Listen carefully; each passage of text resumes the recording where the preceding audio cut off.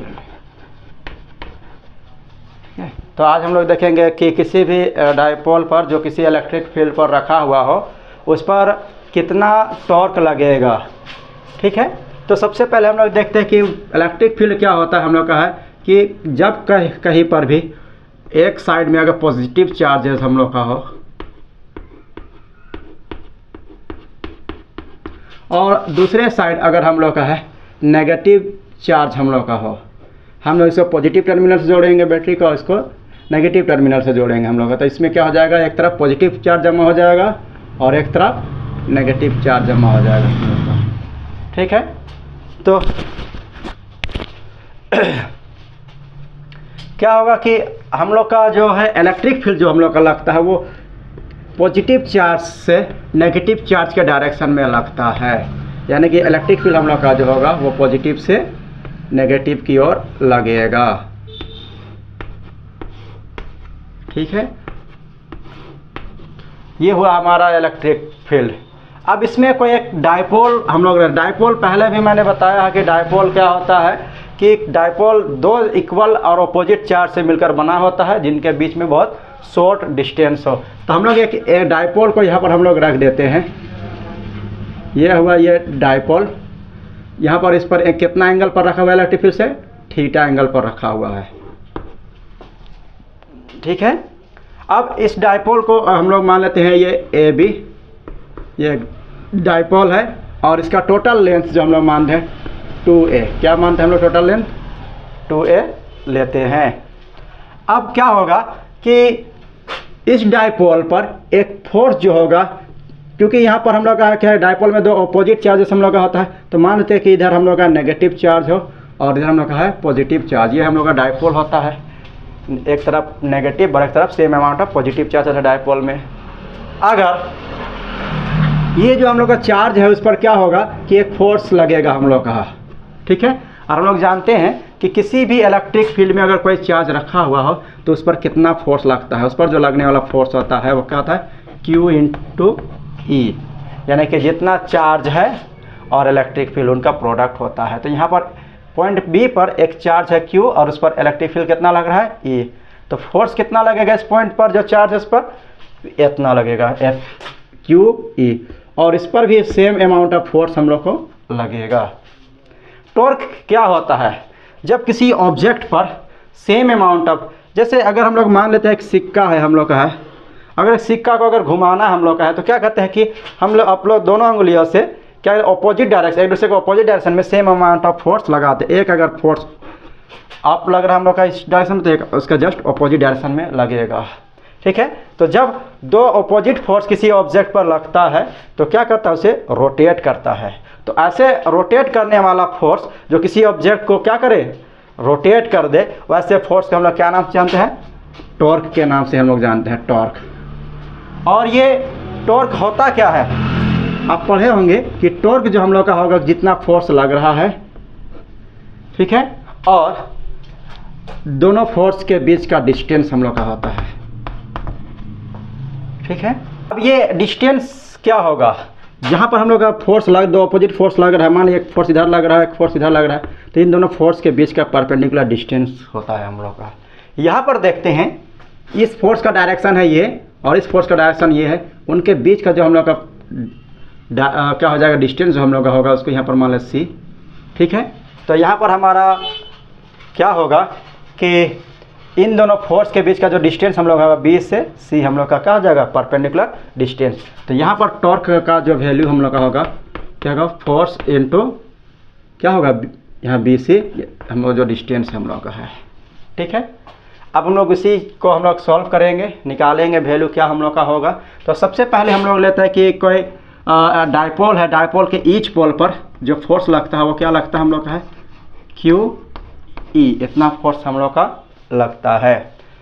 अब टॉर्क का हो जाएगा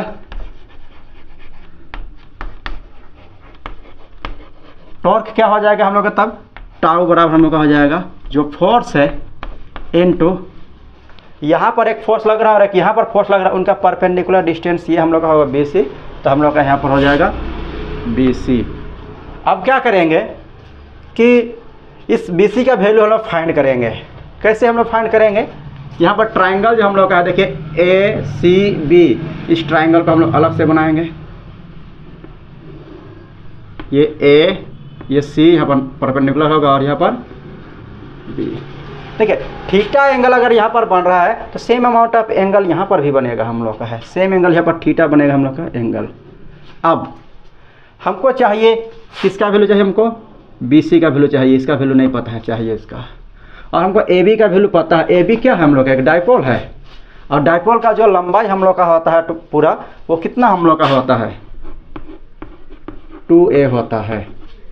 ठीक है, तो हमको क्या है कि ये बी सी वैल्यू पता करना है, और हमको दिया हुआ क्या हम लोग का ए बी। अब हम लोग का जो ट्रिग्नोमेट्री का जो कॉन्सेप्ट लगाते हैं कि ये थीटा है, थीटा के सामने वाला हमेशा पी बोलते हैं, बगल वाला को हम लोग बी बोलते हैं, और सबसे बड़ा जो साइड होता है उसको एच बोलते हैं।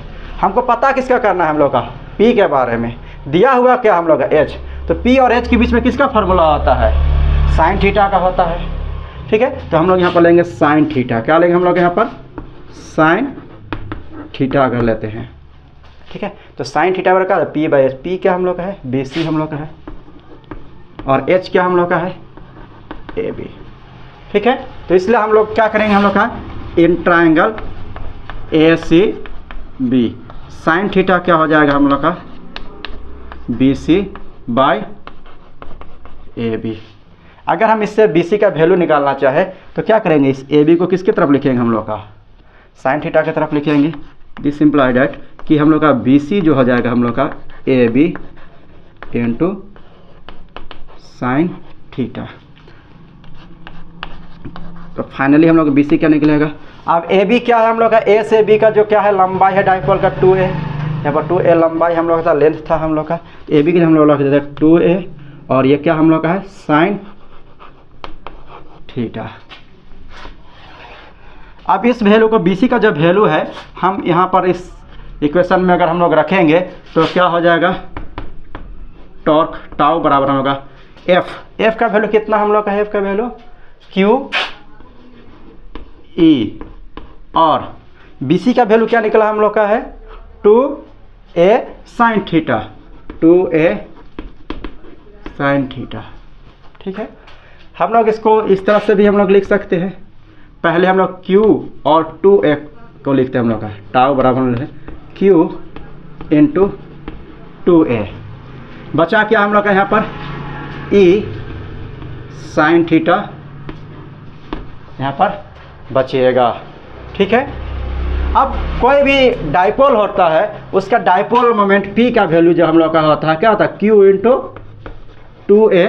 जो हम लोग डाइपोल वाला चैप्टर में हम लोग देख चुके थे कि डाइपोल मोमेंट p बराबर क्या होता है? q into 2a। तो यहाँ पर जो q इंटू 2a है उसके जो हम लोग क्या रखेंगे? हम लोग का क्या रखेंगे हम लोग? डाइपोल मोमेंट p रखेंगे हम लोग का। फिर यह क्या बचेगा हम लोग का? Sign theta. तो ये हमारा जो स्केलर वैल्यू हम लोग का निकला टॉर्क का, यह फार्मूला हम लोग का निकला। अच्छा, एक चीज़ और है कि अगर हम लोग अगर कहीं पर ए क्रॉस अगर बी हम लोग का रहता है वेक्टर में, पढ़े हैं 11 क्लास में वेक्टर में क्या होता है? ए क्रॉस बी बराबर क्या होता है हम लोग का? A B sine theta. ठीक है, तो अगर ए और बी साइन थीटा हो तो उसको हम लोग क्या लिख सकते हैं? उसके जो हम लिख सकते हैं हम लोग का ए क्रॉस बी। यहाँ पर भी हम लोग देखते हैं पी ई साइन थीटा है तो इसको हम लोग लिख सकते हैं पी क्रॉस ई। अब ये क्रॉस प्रोडक्ट हम लोग लिख रहे हैं तो वेक्टर भी क्या हम लोग का है? टॉर्क भी हम लोग का क्या है? वेक्टर है, इसलिए हम इसको लिख सकते हैं। ये हम लोग का एक्सप्रेशन हो गया। तो इस तरीके से हम लोग किसी भी इलेक्ट्रिक फील्ड में अगर कोई डाइपोल रखा हुआ, इसका डाइपोल मोमेंट अगर P हो और इलेक्ट्रिक फील्ड अगर E हो तो उस पर कितना रोटेटिंग फोर्स, ऐसा फोर्स जो इस डाइपोल को क्या करे? इस डाइपोल को रोटेट कर दे, कितना फोर्स लगेगा उसका वैल्यू हम लोग इस एक्सप्रेशन के जरिए से हम लोग निकाल सकते हैं। टॉर्क बराबर हो जाएगा पी ई साइन थीटा। ये स्केलर फॉर्म में है, अगर इसी को हम लोग वेक्टर फॉर्म में लिखेंगे तो क्या हो जाएगा? टॉर्क बराबर पी क्रॉस ई। पी क्या है? डाइपोल मोमेंट है, और ई क्या हम लोग का है? इलेक्ट्रिक फील्ड, जिस इलेक्ट्रिक फील्ड में हम डाइपोल को हम लोग रखे हैं। ठीक है, यहाँ पर अगर कोई डाउट हो तो आप पूछ सकते हैं। वालेकुम सलाम।